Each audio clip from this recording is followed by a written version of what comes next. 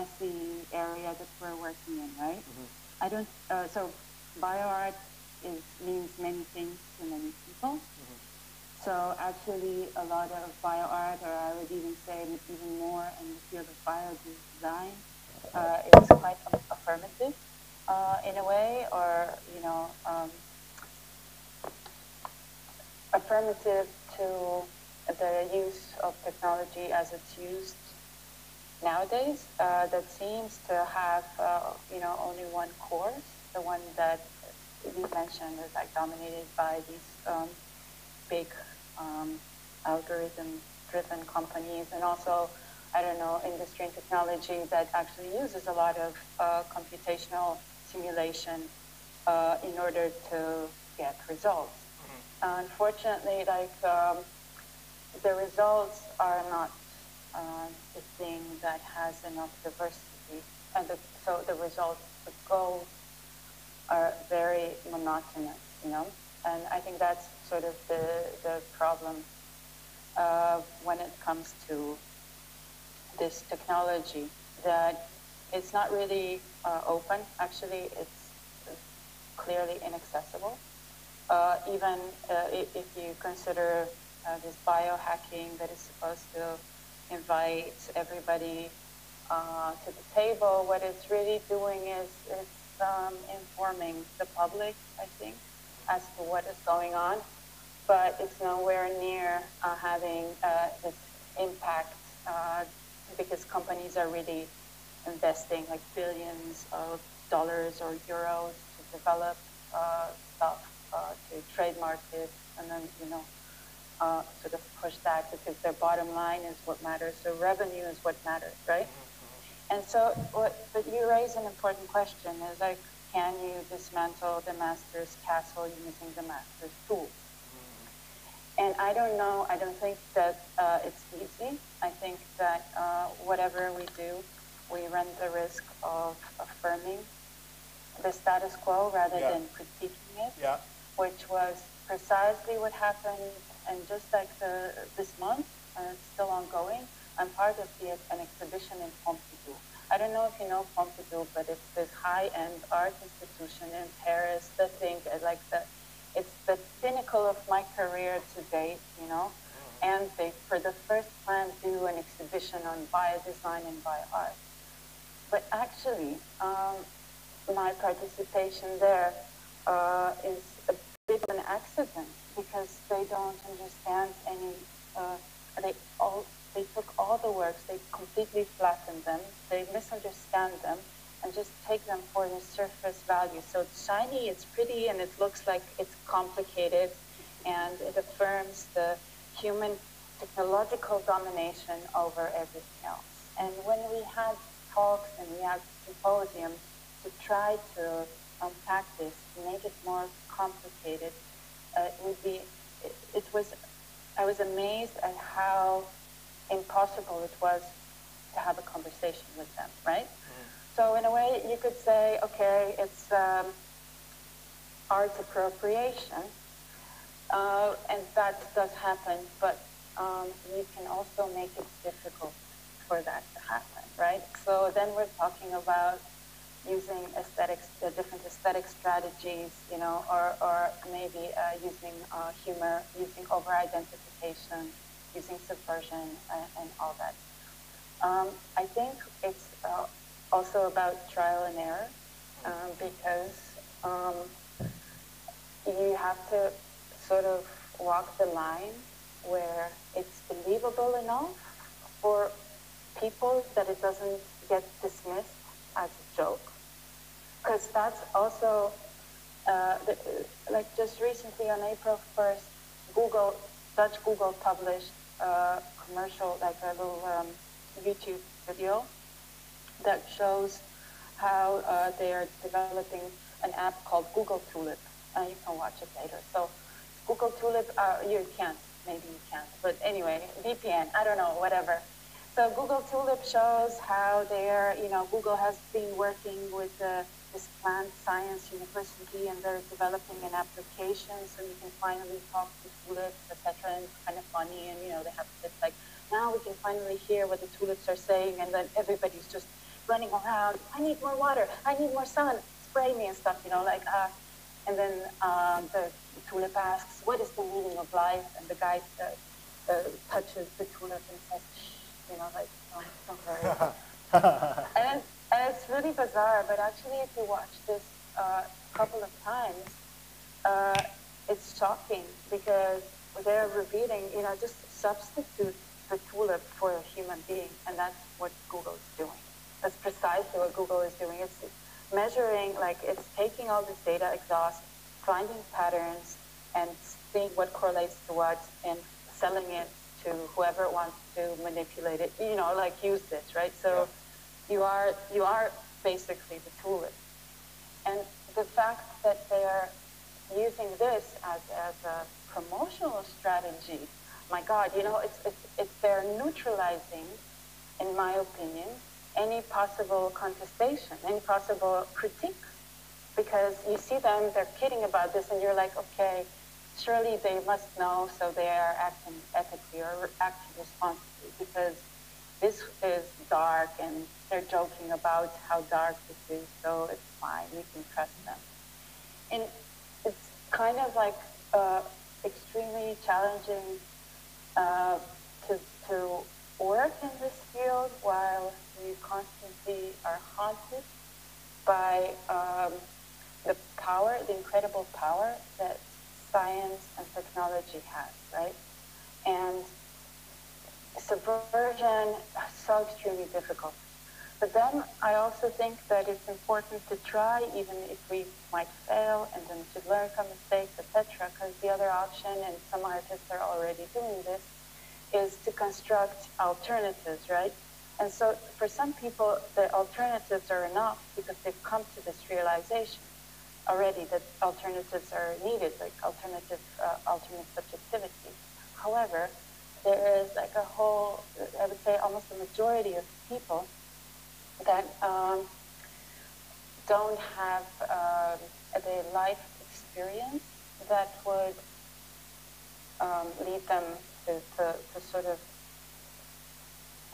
they don't necessarily have the interest or have a good life or whatever. Anyway, it's impossible to talk to them, to reach them by showing this alternative, because the alternative will be dismissed.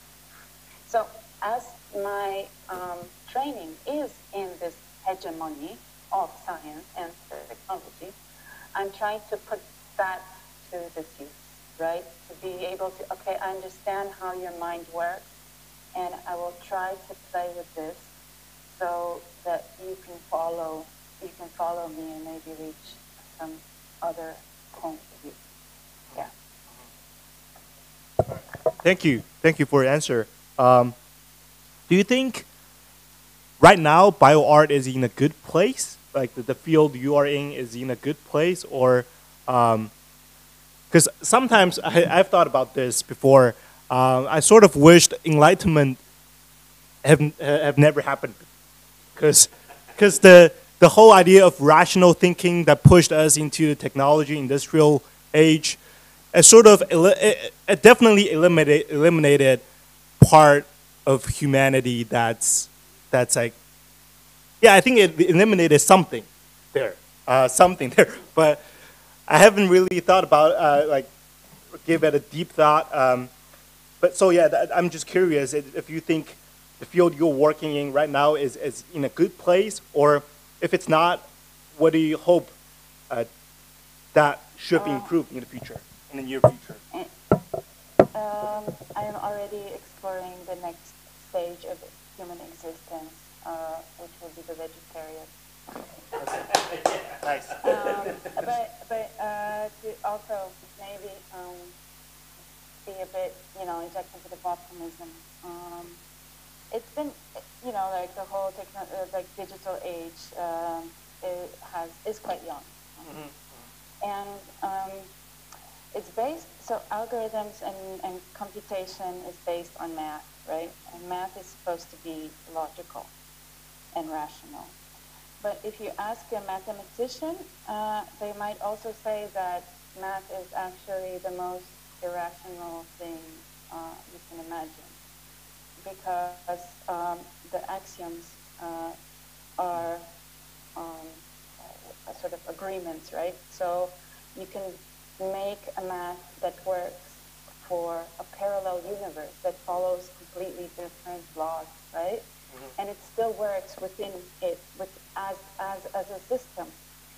So if we were to look at maths and algorithms as also potential allies in constructing a whole different system of values, that perhaps that is a way out of what the Enlightenment kind of talks. But, because we can't go back. And then there's like, okay, maybe there's a catastrophe, but maybe there's also something that is not the transhumanist singularity, but rather sort of a diversification of the different logics behind, or the different, I would say, irrationality behind how computation is used. Because ultimately, it's not about the truth or about reality, but about like the consequences of having one or a different worldview, right? I mean, that has a huge influence, and that's sort of the ultimate impact of Enlightenment, right? It all kind of made us very monocultural in terms of how we view everything. Yeah. Thank you. Okay, thank you. Eric. Do we have more? Iga, we have a question. Zoe, I have a. Do you want to ask something? You need time. Okay, no, okay. So good. Okay, Spella, yes. Volume. We got the volume. Yeah. Yes. Cool. Speak slowly. Speak slowly. Okay. You're not the only person around here who says that to me. Yeah.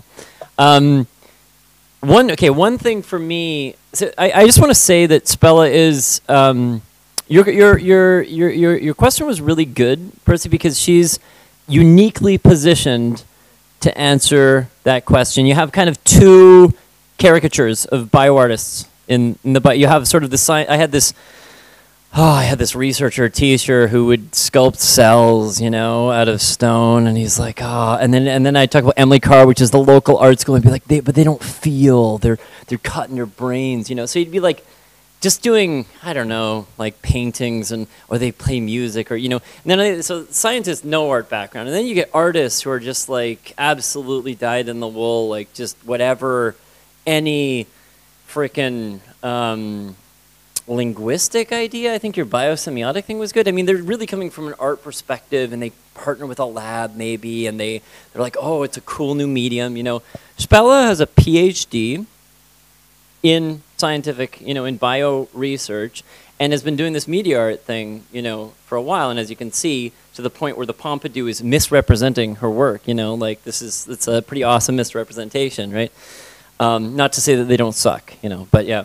They totally suck. Yeah, they suck. Let's admit it. They suck. But so it's really good, to be able to field this question here, because she really does have a foot in each camp, And my one comment I want to make is along these lines.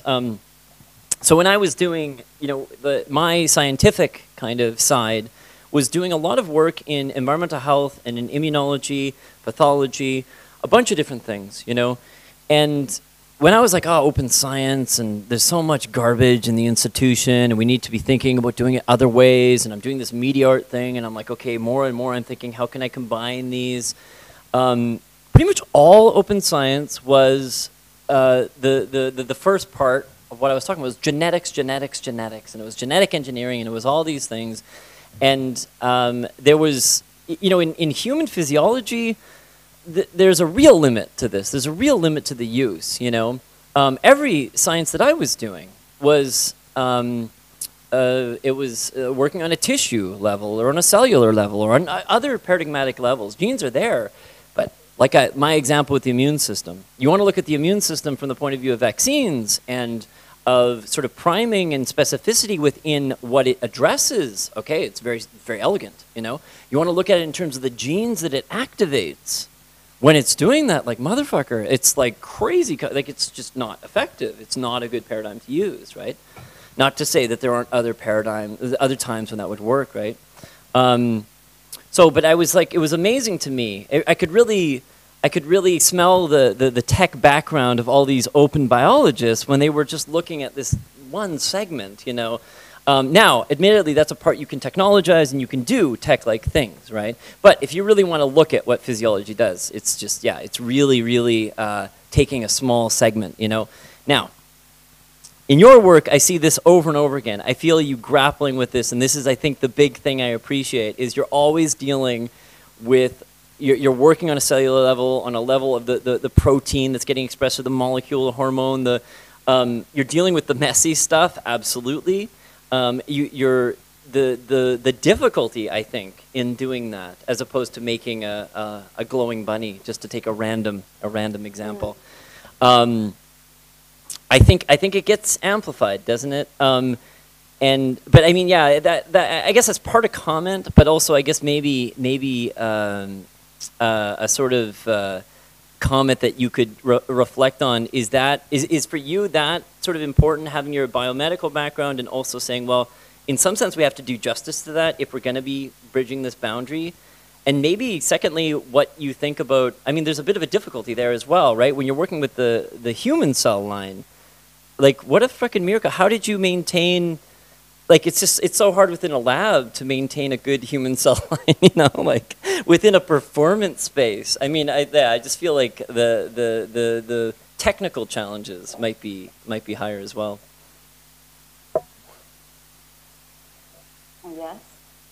Yeah. No, okay. Correct. I mean, yeah, we can talk about the technical challenges a lot. I mean, there are certain things that you can do, and then certain things that you're absolutely limited by in terms of the financial investment you can make in, you know, into a project, in terms of how much you can actually do DIY style, and then it also has to do then with what you were showing and how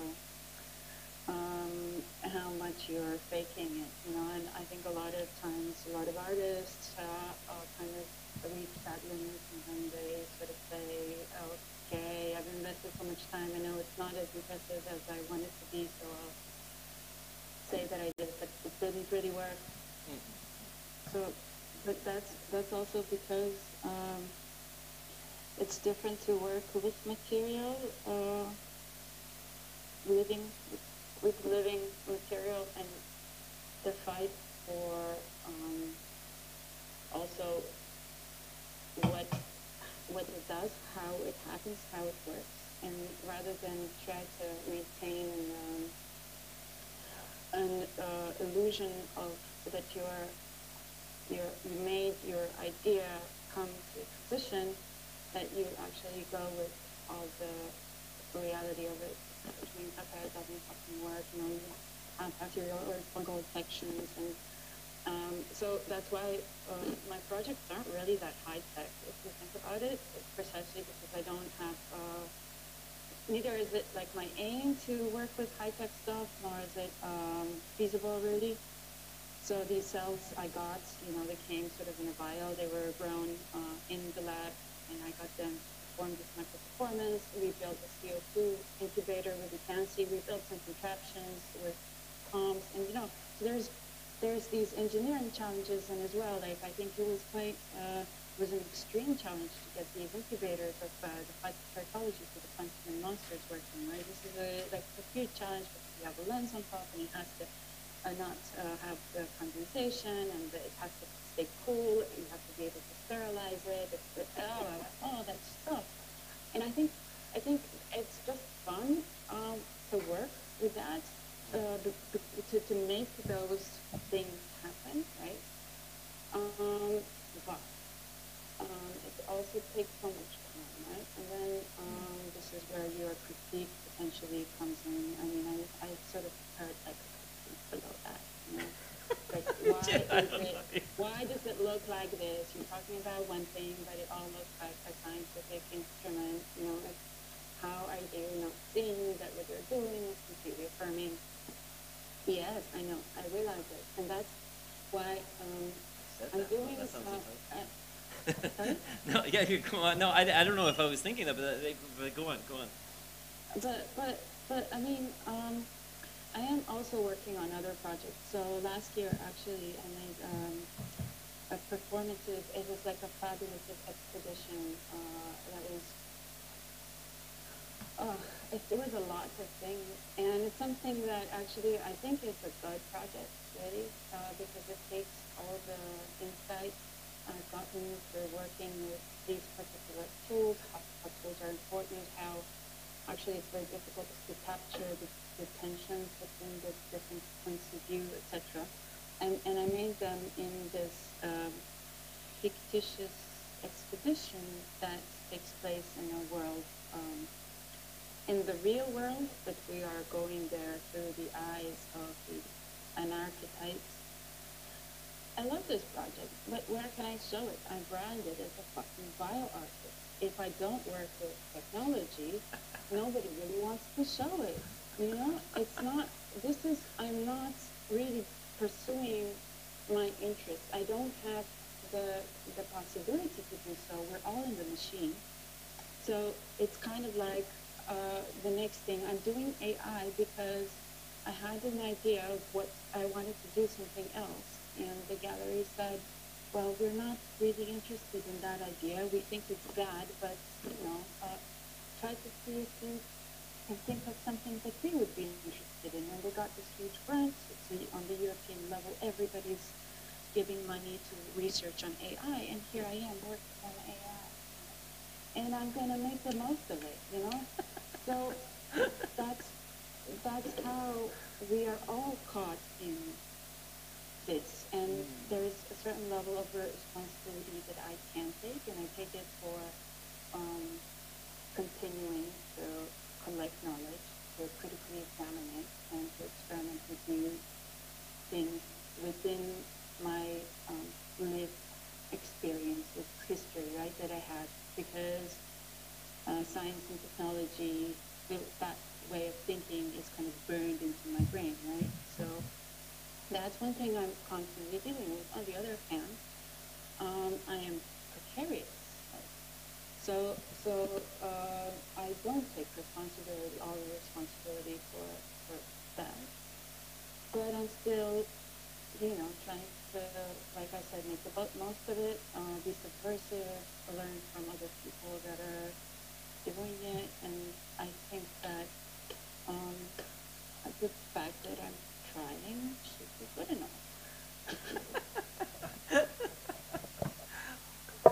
It's more than it's more than good enough. No, it's and my the technical side. I mean, you bring up really good points, regardless. But technical side for me was more an appreciation, seeing the science background. You know, just in like what really are you representing with bio? And I feel like you bring so much of that I don't always see. You know, now that's not to say that we don't have this this technical fetish or God, I'm going to go to Isaiah in Korea, and to me, it's just half of the works are just this, like, what the fuck kind of technical fetish.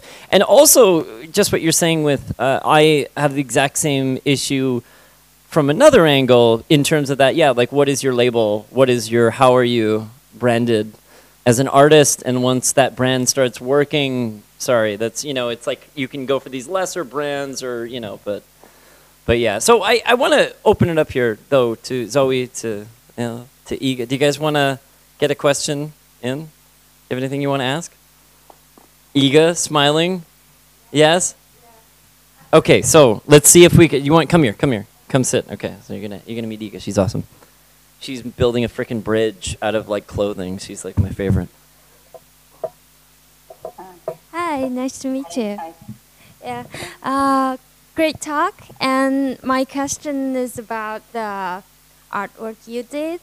And I'm wondering, when you are doing an art project, are you controlling the process, or before doing this, you have some outline of the outcome, or I'm just very curious about your process of producing this bio art, because you are working with living materials and they are very hard to control. So when you did some project, you just do you have some control or imagination before you doing diving into this project, or you just like scientific research and find a clue and to explore the possibilities you've never imagined? Did I make it clear? Yeah. So, first off, I don't think I would say I work with living material, because I work with living beings, kind of, you know, and that's where the sort of agency comes from. It really often depends on the project. However, precisely because we are caught in this cycle where we need to apply for project funding and we get the project money, and then I sort of start developing it.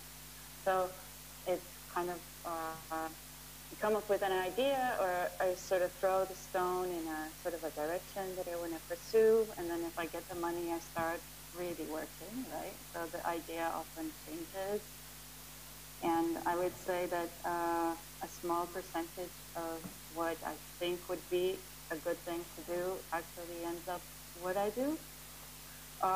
So it's never a process of ideation and then putting it into materiality. But it's just this kind of like mess, and a lot of make it work moments, a lot of deadlines that then shape the project in unexpected ways. And sometimes, if you're lucky, it actually works out for the best. I mean, the fact that most often it's about making it work in regards to the time, like schedule, right? The exhibition is opening. Okay, so what are we gonna do? Okay, this is, and then you have like a plan A, the ideal, B, C, D, E, and then there is like this, okay, what do we have and what can we make of it? And sort of that's where a lot of the artwork comes from, basically. Like, okay, this is what we have, so what can we do, right? So the whole, it's sort of a recomposition. And like I said, it's kind of